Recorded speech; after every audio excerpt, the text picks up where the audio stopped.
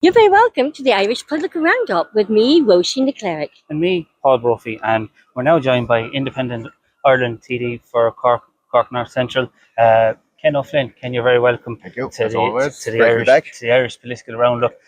We're outside Leinster House. It's been a very busy time for you. You're a TD since late last year. How have you found the last number of months, and how are you settling into your Well, new role okay. in the So, Dáil? how do I find the last couple of months?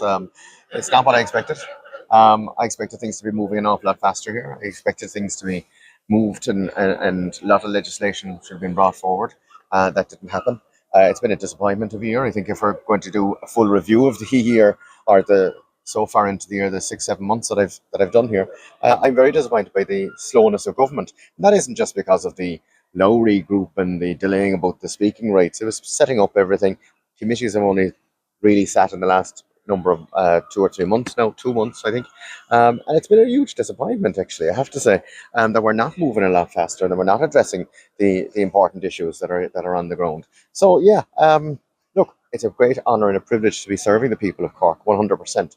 But I have to say, I'm really disappointed on the lack of interest out of the government, the fact that you have ministers sending junior ministers in that have no responsibility into debates, you have people not taking decisions, and you have an inertia of government. And, the two men after the election that came together, Micheál and Simon, they are absolutely brilliant at campaigning. They're not so good at governing. Deputy O'Flynn, one thing that you have been since you came up here is very vocal on many issues. Well, the people of Cork didn't send me up here to stay quiet. There's plenty of ministers for quietness inside there. And there's plenty of fellas that, you kind of look around the chamber at times and you say to yourself, God, who is he or who is she?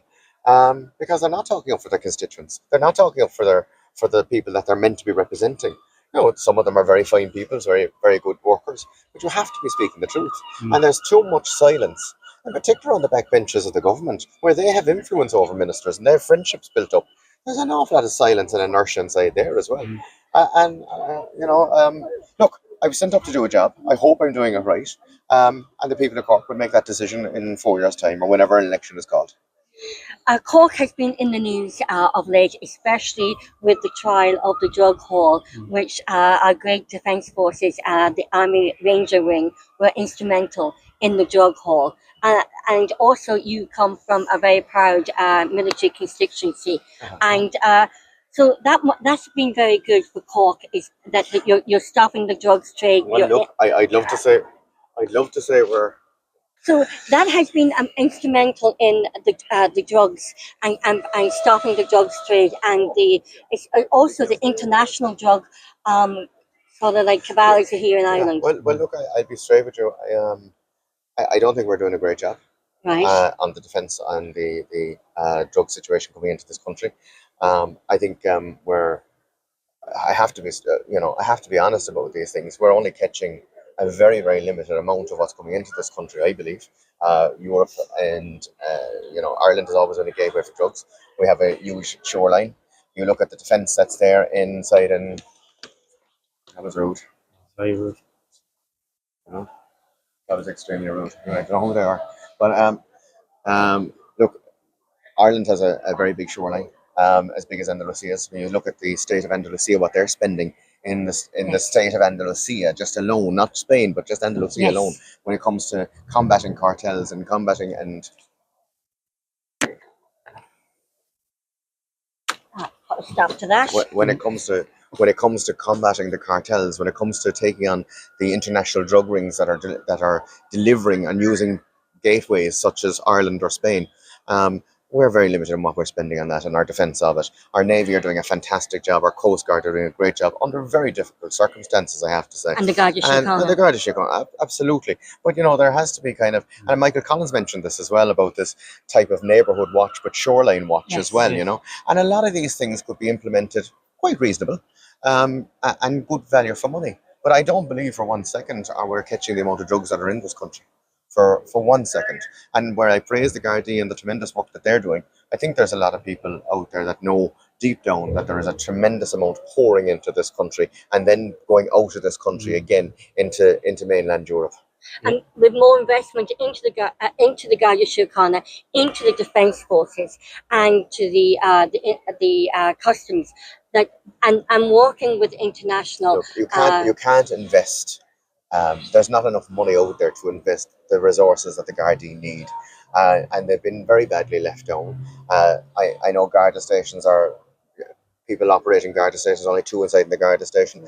The resources are just not there. They're not being provided. Whether it is catching international crime groups bringing in drugs into this country, or whether it's just antisocial behaviour issues.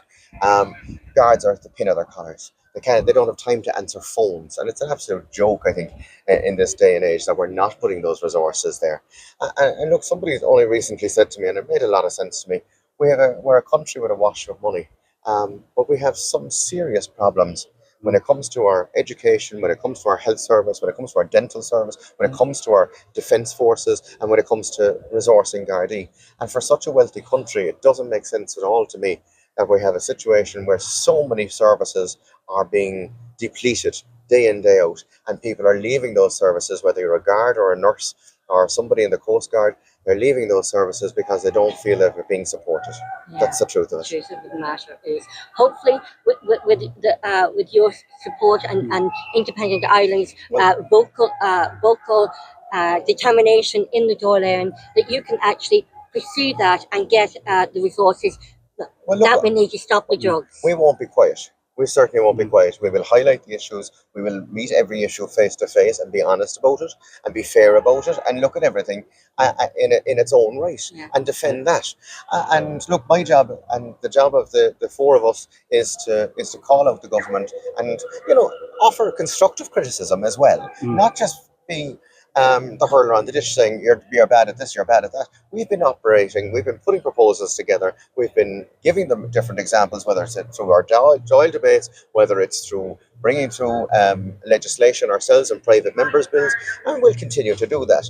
And hopefully, at the next stage, after this election, hopefully we'll be back in a far stronger position, and we've been recognised by the general public as somebody that a government or other parties can do business with, to take this government out and to bring back a small bit of common sense inside in the halls and corridors here. And that's what people want. People want common sense government, common sense, and politicians representing the people of Ireland. Common sense isn't so common actually anymore inside here, I have to say. But look, what I will say to you there is that we have full policy documents. We'll have our budget submissions done very, very shortly. We're working hard. We're not taking any time off during the summer. We'll all be working together and putting down some concrete proposals for government, and what we believe is common sense proposals. The Docklands, Deputy Flynn, you and you're highlighting the Docklands in Cork. Well, there we are when it comes to the Docklands. Over 450 million euros being provided by government, or being allegedly provided by government, and then you have a situation where you have all this money available to you. Bord Pinal is turning down planning permission in the Docklands because infrastructure isn't there. So you have one handle of the government doing one thing and one department not talking to the other, again, per usual. Look, 25 years ago, Nolan Flynn produced a report and produced a motion to drive the Docklands forward and redevelop and make it a proper city and make it a proper counterbalanced city for the 2040 plan. That's 25 years ago, and we're still at a position where we're only drawing down money as of now, and that's ridiculous to me. Things have, and that's the paralysis that we have in government. I'm seeing it all the time. I'm seeing people talking about services in Donegal, and money's been allocated back in March and still not been drawn down or still not being made available through the HSC. Every department seems to have a huge case of paralysis inside here, and that comes from the top down. When you have a minister asleep at the wheel, when you have ministers going into their departments not knowing how to run the department because they've never been a managing director of a company, they've never ran their own business, they've never worked for themselves, quite a lot of them. They're professional politicians rather than being interested in their job. They're looking to see where the next job is, whether it is in Europe or how do they go up the ladder. They're interested in doing the telly, but they're not interested in doing the work. And that's what I really see inside here. There's a lot of people that aren't interested in their own jobs, and that goes from the top down. That are looking to either move to Europe or they're positioning themselves in different ways, but have no interest in running their department as a managing director. They're more interested in, look, we'll chair the department and we'll leave the officials do the work. That's what's happening in And Taylor. would you say that's been a huge eye opening for you as a new TD? The total It's always been my suspicion that was lack- happening, but either the lack of drive or will, or to deal with issues. there's ministers around here and junior ministers and backbench TDs that spend far too much time whispering and gossiping about one another inside in the Dail bar, or talking in corridors about people and about this, that, and the other, rather than getting down and doing the work. Exactly. And another big topic that Independent Ireland have been very vocal about is immigration. And Roisin, you did an interview with Independent Ireland councillor for Linda Linda DeCourcy. Fantastic. She's been very, very vocal about the government's purchase of City West as an iPass centre. I think, in fairness to Linda, of course, she's a wonderful councillor, first of all, a great representative for us. But I have to say, what she's been saying has been extremely fair and honest and decent. And what Linda was talking about straight out was, there was no consultation from government, nobody interested in government to talk to the people of Saggart and the area. And that's just unacceptable. And for people to come along now and say, God Almighty, we're going to buy the hotel, and we're not going to consult with you, and then saying we'll have a consultation process after the purchase. That's arse about face. That's very unfair on the people. It's very disrespectful to people, and people have genuine concerns and genuine issues. And the biggest concern is we want our hotel back, we want our facilities back. The restaurant, I understand, that's renting. There's a restaurant, and I understand the facilities there that are not being opened or can't be opened, and people are out of pocket. And that's unacceptable. I don't understand how, in this day and age, when we know what a difficult area is and what a difficult situation is, how a government isn't opening up its doors, talking and being straight with people and telling people how it is and what their plans are. That's at the minimum what any community deserves. There's a concept. If you wanted to put a Velux window into your house now down in Tipperary, you would have to put a planning notice out there, and you would have to get permission. You'd have to be talking to your neighbours and the whole lot. The same thing has to happen for government. It's wrong. It's wrong, and it's unfair, and it's very, very wrong of the people of Saggart. Well, definitely, Ken O'Flynn for Independent Ireland. We know that you have to go into the door now in the next couple of minutes. We really appreciate you taking the time to speak to us. And keep on talking, and keep on doing your programs. I'm enjoying them immensely. Thank you.